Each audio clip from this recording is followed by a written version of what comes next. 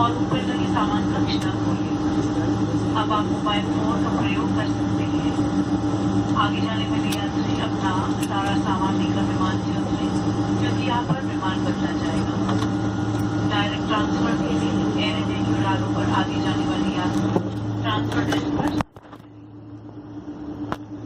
Business class के यात्रियों को कृपया उतरने में प्राथमिकता दें। जिन यात्रियों ने बीच चेकिंग की है वे सीट पर ही बैठे रहिए।